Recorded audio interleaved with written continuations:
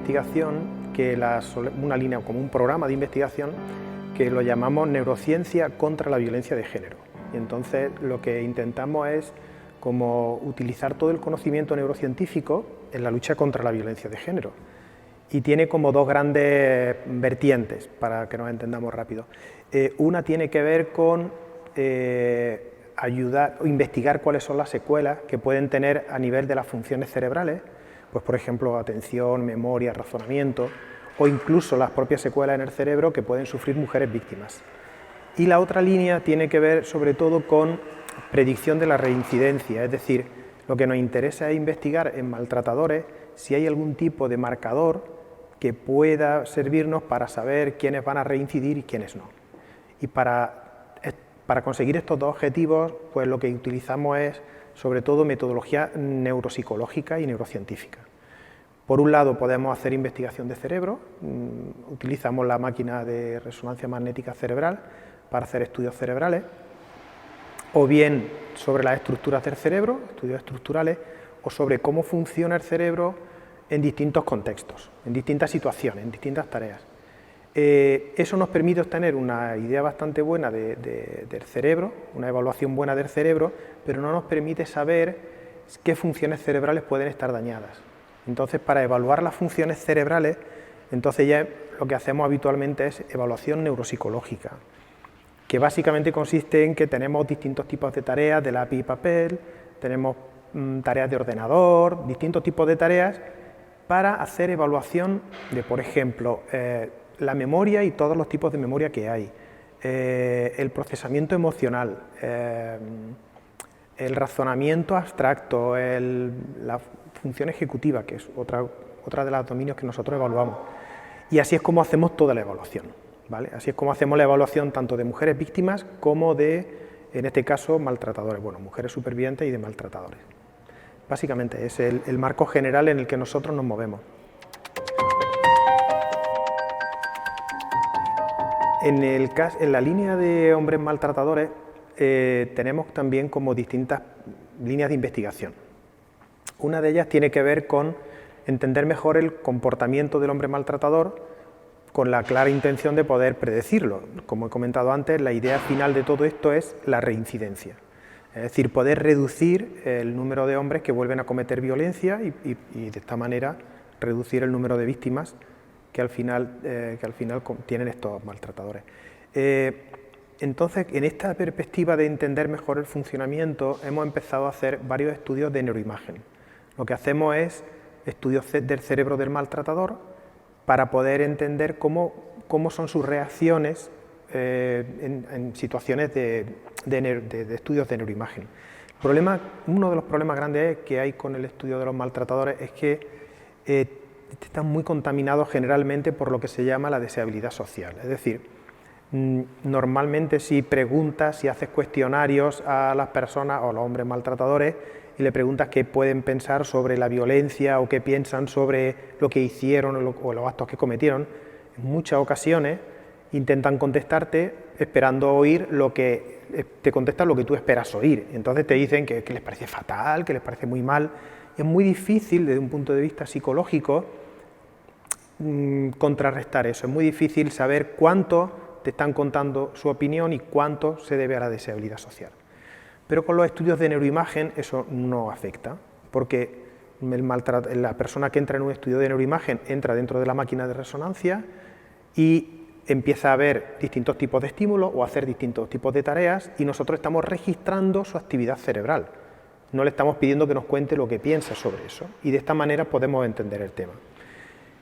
Con esa idea de utilizar la neuroimagen para investigar en este campo, el primer estudio que nos interesó hacer mucho fue entender si la violencia que comete un maltratador desde un punto de vista neuropsicológico, si la violencia que comete un maltratador es violencia circunstancial, es decir, es violento con las mujeres y es violento con otro tipo de personas, solo que aquellos que cometen violencia solo con su mujer es porque las circunstancias les facilitan cometer ese tipo de violencia, y entonces en ese sentido no son diferentes de cualquier otra persona violenta o de cualquier otra persona que ha cometido un delito, o realmente ellos tienen algún tipo de característica diferente, ¿no? Y el primer estudio consistió en eso, simple y llanamente comparar a hombres maltratadores con hombres que habían cometido otro tipo de delitos, y lo que tenían que hacer es ver imágenes de mujeres que habían sufrido violencia de género o de otras personas que habían sufrido violencia que no era de género. Los resultados fueron como muy claros y fueron bastante interesantes, porque lo que salía era, o lo que nosotros encontramos fue que cuando los hombres maltratadores están viendo imágenes de violencia general, las zonas cerebrales que utilizan para procesar esa información es la misma que cualquier otro delincuente.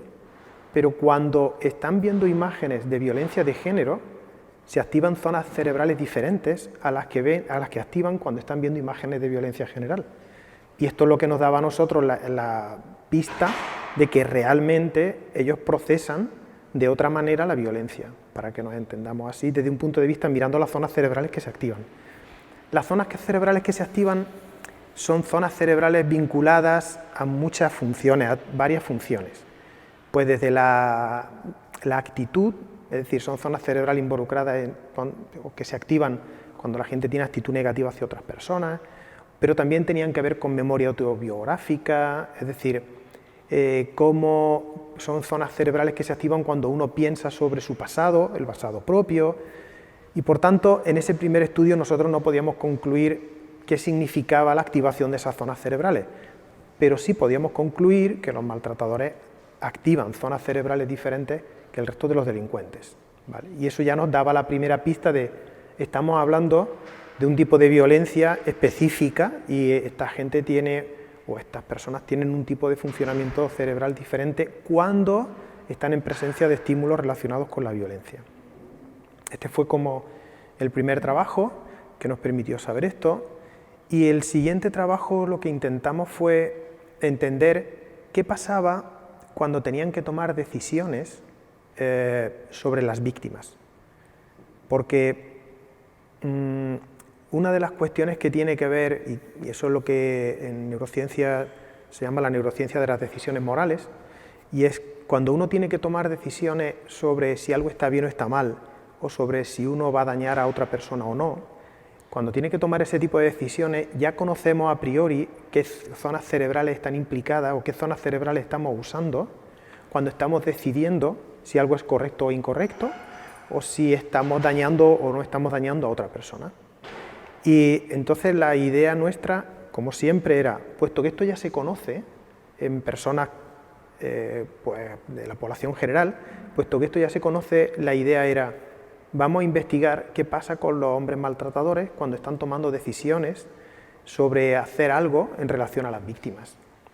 Iguales, son tareas de neuroimagen, y lo que hacían estas personas maltratadoras era, cuando estaban dentro de la máquina de resonancia, les planteábamos una situación relacionada, moral, una situación relacionada con la violencia de género. Pues había un conjunto de situaciones, pero por ejemplo, una de las situaciones, que es de hecho la que aparece en el título del artículo, es: tu mujer va a ir a una fiesta y lleva una minifalda, lleva una falda que tú crees que es muy corta. Entonces, tú sabes que si va a la fiesta, o tú crees que si va a la fiesta, los hombres van a comentar cosas, le van a decir cosas a ella. ¿Tú permitirías que tu mujer fuera a la fiesta o no? Y esta era una situación relacionada con la vestimenta, pero había otra situación relacionada con temas económicos: tu mujer quiere volver a trabajar, o había otra situación: tu mujer se ha encontrado con un amigo. Eran muchas situaciones relacionadas con la violencia de género. Entonces, todas esas situaciones se le presentaron igual a personas que estaban condenadas por violencia de género y personas que estaban condenadas por otros delitos. Eso fue el siguiente estudio que hicimos, y buscando la misma situación, buscando la situación de qué zonas cerebrales, y si es diferente, cuáles son las zonas y si son diferentes en maltratadores que en otras personas condenadas por otros delitos, ¿vale? También había situaciones de violencia de género, pero también había decisiones morales que no tenían nada que ver con la violencia de género, que la usábamos como control. Entonces, este estudio también se publicó recientemente, y también obtuvo resultados muy interesantes. Una de las cosas que encontramos es que efectivamente todas las situaciones que nosotros habíamos expuesto, como que eran situaciones morales, de decisión moral, que te afectaban para tomar esas decisiones, efectivamente activaban las mismas zonas cerebrales que habitualmente ocurría en los estudios previos, ¿vale? Lo cual validaba un poco todo el estudio que estábamos haciendo. Y la otra cosa que resultó bastante interesante es que cuando comparamos a los hombres maltratadores con los hombres no maltratadores en decisiones que no tenían que ver con la violencia de género, volvían a activarse las mismas zonas. Era como volvíamos a obtener un resultado similar al anterior. Cuando tienen que tomar decisiones sobre cuánto de mal te parece que dañen a una persona y esa persona no es una mujer, las zonas cerebrales que se activan entre la población, digamos, en este caso eran personas condenadas, y maltratadoras, eran muy parecidas. Eran prácticamente las mismas zonas cerebrales, que son las mismas que activaríamos tú y yo, son las mismas, ¿vale? Pero cuando las situaciones tenían que ver con violencia de género, otra vez obteníamos el mismo patrón. El patrón era que realmente cuando ellos están tomando decisiones sobre violencia de género, la situación esta de la minifalda, la situación de volver a trabajar, de quedar con un amigo, en ese caso se activaban zonas cerebrales diferentes que en el caso de los hombres que no eran maltratadores. Y lo que era más interesante para nosotros es que si tú y yo tenemos que decidir si nos parece mal que un acto, una de las cosas que vamos a encontrar es que se va a activar un sistema de toma de decisiones, pero también se va a activar un sistema emocional. O sea, vamos a hacer como un análisis de si me parece bien o mal, cognitivo, y vamos a hacer un análisis muy emocional de que me siento mal con eso. En el caso de los hombres maltratadores, las zonas cerebrales que se activaban se correspondían sobre todo con una decisión cognitiva. Y las zonas emocionales, cuando estábamos hablando de situaciones de violencia de género, no se activaban. Con lo cual, la conclusión que nosotros llegamos es que estas áreas emocionales sí se activaban con los otros delincuentes, ¿de acuerdo? Entonces, la conclusión principal a la que nosotros llegamos es que los hombres maltratadores, cuando están tomando decisiones morales significa esto que te estoy diciendo de que de alguna manera tienes que decidir si te parece bien o mal o puede causar un daño, esa decisión, cuando la están tomando, no contiene un componente emocional, no lo hacen desde un punto de vista emocional, lo hacen desde un punto de vista puramente cognitivo. Y esto es la primera vez que lo hemos podido ver, que se ha podido estudiar en hombres maltratadores, porque es la primera vez que se ha puesto a tomar decisiones a hombres maltratadores, ¿vale? Hay toda una línea de investigación que nosotros no estamos llevando, pero que está ahora mismo desarrollándose en otros grupos de investigación de España y del mundo, que tiene que ver con el sistema de valores que tiene un maltratador, que le permite estar tranquilo haciendo las barbaridades que hacen, porque es congruente con su sistema de valores, en muchos de ellos es así. Como es congruente con su sistema de valores, ellos entienden que si no permiten ir a una mujer, a su mujer o a su pareja a una fiesta, lo están haciendo perfectamente porque es lo que tienen que hacer. Entonces, entender esto para poder, insisto, predecir su comportamiento y para poder, de alguna manera, disminuir la reincidencia, que es nuestro objetivo, como te comenté antes, último, poder hacer esto, este tipo de resultados que estamos encontrando nos permiten avanzar mucho en ese tipo de historias. Aunque nosotros pensamos que esta línea de investigación realmente es importante y puede ayudar a disminuir la reincidencia, como te he comentado antes, esta línea está dentro de un programa de investigación que llamamos Neurociencia contra la Violencia de Género. Este tipo de investigación levanta suspicacias. ¿Por qué levanta suspicacias? Pues porque hay gente que considera que nosotros de alguna manera estamos justificando la violencia y que de alguna manera estamos diciendo que la violencia que comete un maltratador está basada en algún tipo de daño cerebral y que ese daño hace que cometan un tipo de violencia inevitable y que, claro, al final ellos no son responsables de lo que están haciendo. Evidentemente, eso es absolutamente incierto, pero es absolutamente incierto por un par de razones, ¿vale? Primero, en ninguno de los estudios que nosotros hemos hecho es posible saber si los hombres maltratadores tienen daño o no, porque los estudios que nosotros hacemos son estudios siempre de grupo y son con una tecnología de análisis de resonancias magnéticas que no permite saber si realmente tiene daño o no tiene daño una persona concreta, ni maltratador ni no maltratador. Por tanto, ahí no está eso no es posible. Nosotros jamás hemos afirmado en ningún artículo, ningún sitio donde hemos estado, y tenemos mucho cuidado de dejar muy claro que nosotros no estamos afirmando nunca que los maltratadores tienen daño cerebral, ¿vale? Por otro lado, lo que nosotros estamos constatando todo el rato no es un problema de daño cerebral, sino que es un, para decirlo así resumidamente y de modo que se entienda, lo que nosotros estamos constatando es que hay un funcionamiento cerebral diferente, pero claro, como se ha encontrado en montones de cuestiones, porque que haya un funcionamiento cerebral diferente entre personas condenadas por violencia y personas condenadas por otro delito, también se ha encontrado entre otro tipo de estudios. Normalmente miramos funcionamiento. Pero como nos preocupaba muchísimo este tema y creíamos que esto podía ser mal usado, aunque nosotros hemos tenido mucho cuidado en que esto siempre esté súper claro, lo que decidimos es que merecía la pena abordar ese tema. Merecía la pena hacer un estudio para que esto quedara súper claro. Y entonces lo que hicimos fue todas las resonancias de todos los proyectos que teníamos de maltratadores, que te recuerdo eran maltratadores, otros delincuentes o personas que eran de la población general, que no eran delincuentes, lo que hicimos fue quitarles todas las etiquetas que pudieran permitir identificarlas, las revolvimos, las mezclamos completamente, todas las imágenes cerebrales de todas las personas, y se las enviamos a dos radiólogos del hospital, de los que están todo el día decidiendo si alguien tiene o no tiene daño cerebral de verdad, ¿vale? Entonces lo que hicimos fue, se las mandamos a los radiólogos, dos radiólogos independientes vieron todas las imágenes sin saber si eran imágenes de un delincuente, si eran imágenes de un maltratador, si eran imágenes de una persona de la población general. Ellos no sabían a qué grupo pertenecían y simple y llanamente hicieron lo que hacen todas las mañanas en el hospital. Vieron la imagen y decidieron si esa persona que tenía delante tenía algún tipo de daño cerebral. ¿De acuerdo?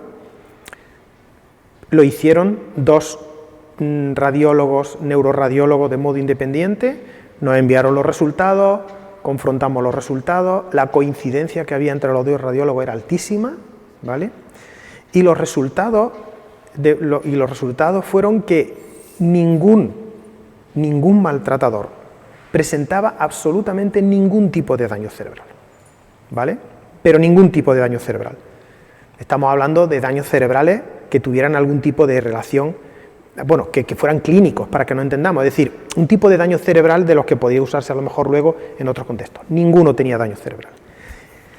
Y básicamente eso fue lo que publicamos en otro trabajo para poder decir, no tiene nada que ver, nosotros no estamos diciendo, y aquí tenéis la prueba, no porque lo digamos nosotros, porque tampoco se había estudiado antes, si es verdad que los maltratadores podían tener algún tipo de daño cerebral que pudiera justificar su conducta, ¿no? La conclusión del estudio era no tienen ningún tipo de daño cerebral.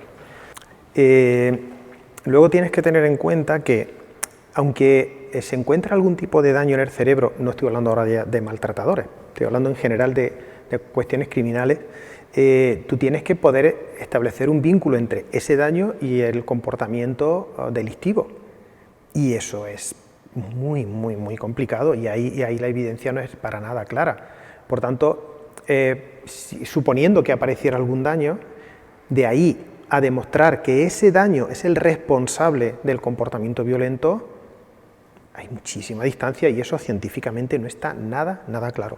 Y hay un debate muy grande, no estoy hablando de violencia de género, en general sobre este tema, porque eso es muy difícil de probar. Tú tendrías que probar que ese problema cerebral ha aparecido antes del comportamiento violento y que ha modificado tanto la conducta y que es responsable del cambio de conducta que ha llevado al comportamiento violento, con lo cual eso es prácticamente imposible.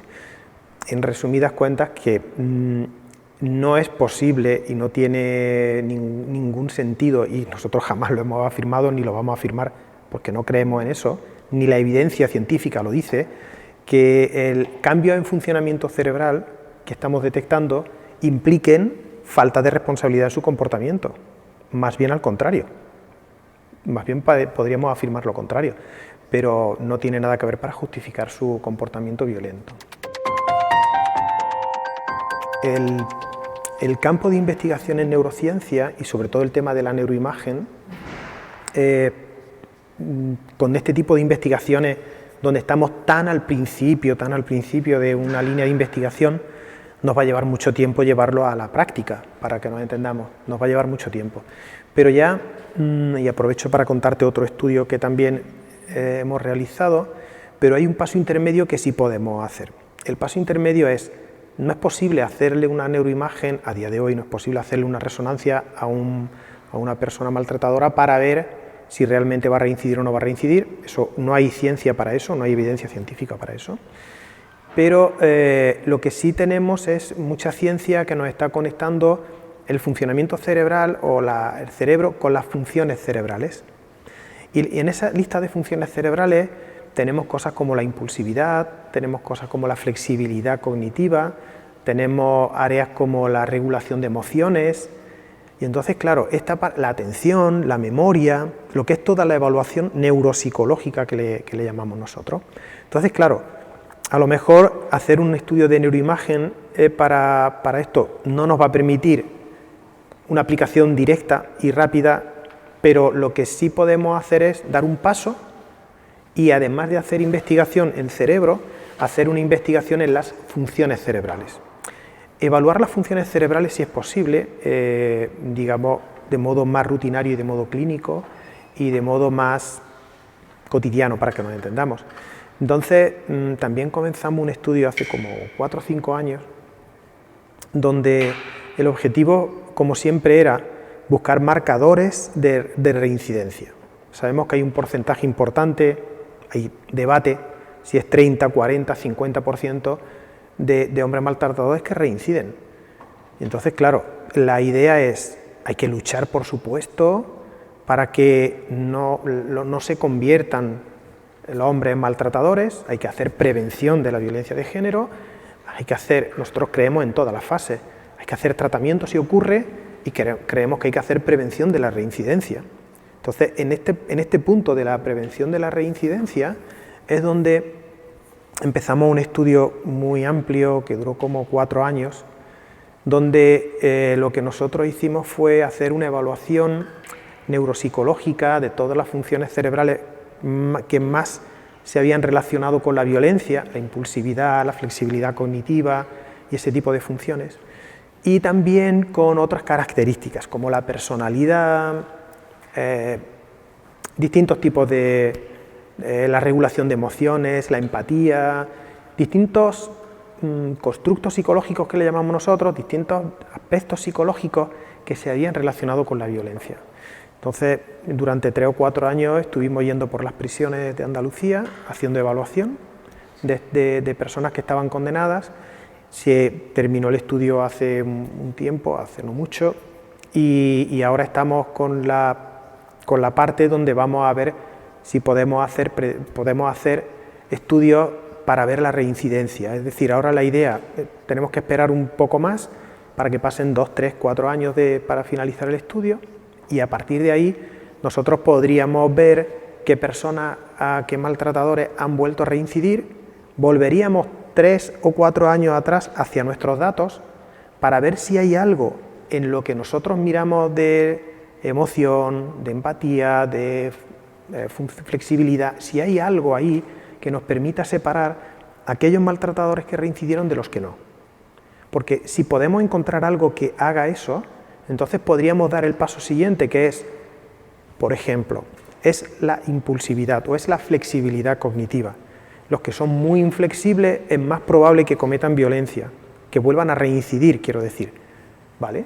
Eso ya podría tener una implicación a la hora de empezar a pensar en estrategias de rehabilitación o de tratamiento para disminuir la inflexibilidad cognitiva, con el objetivo de disminuir la reincidencia, la probabilidad de reincidencia. Piensa que si bajamos un 10 o un 15% la reincidencia, cosa que es súper difícil, pero si conseguimos bajar un 10 o un 15% la reincidencia, estamos quitando mucha violencia, que sufren las mujeres de en medio.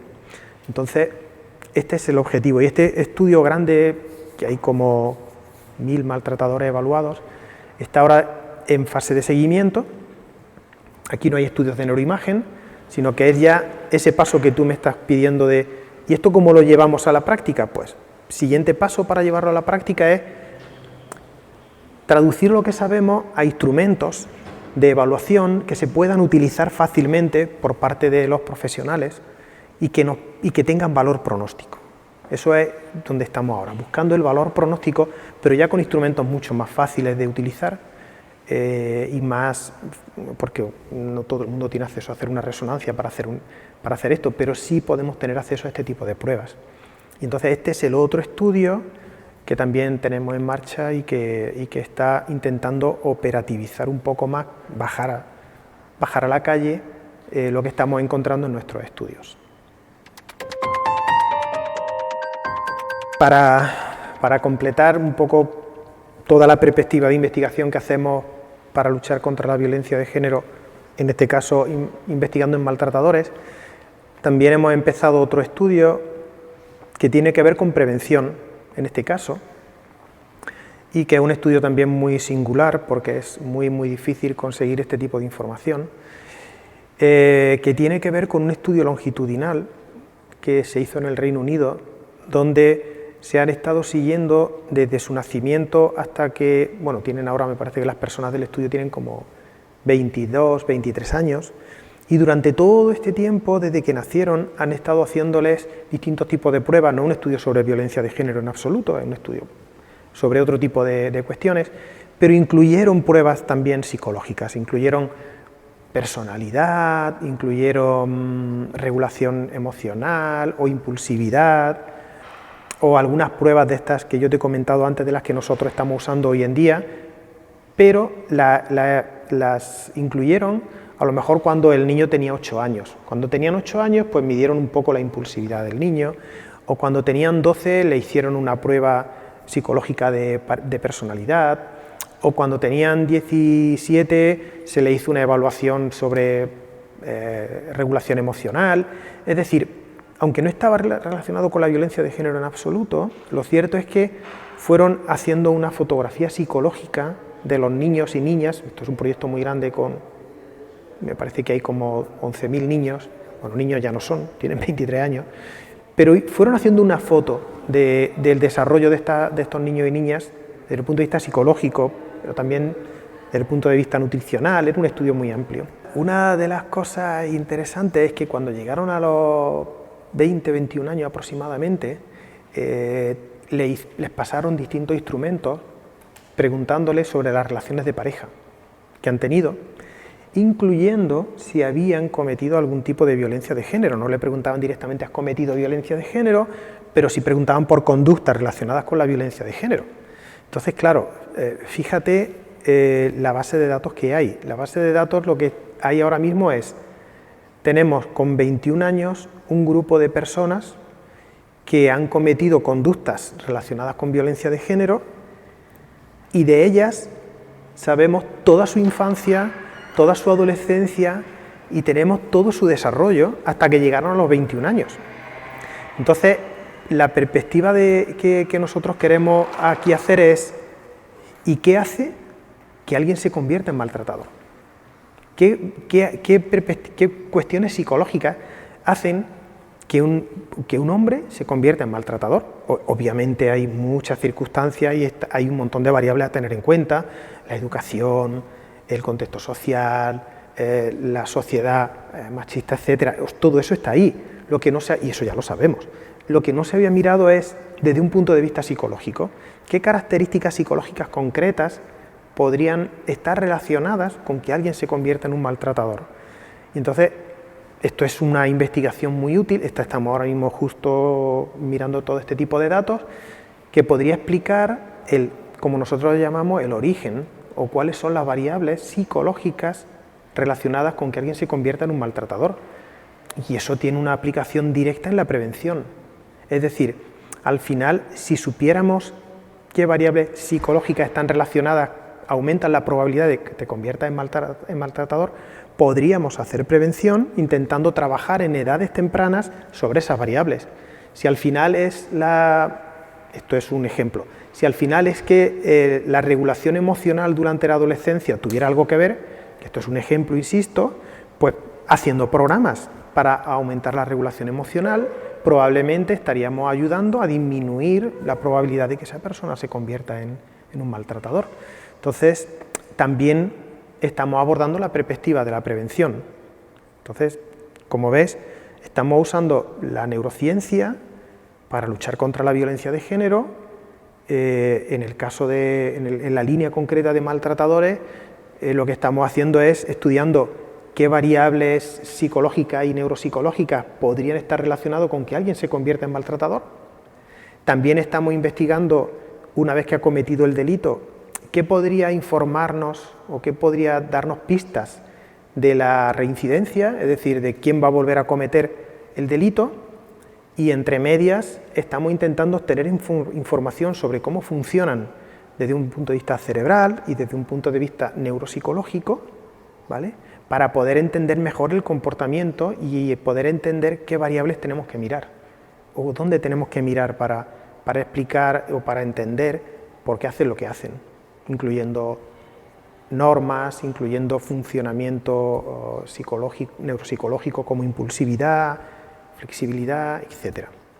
Y todo desde la perspectiva de que hemos demostrado y hemos probado que daño cerebral no hay. El que entendamos esto, el que encontremos estas variables, no quita absolutamente ninguna responsabilidad al comportamiento que están realizando.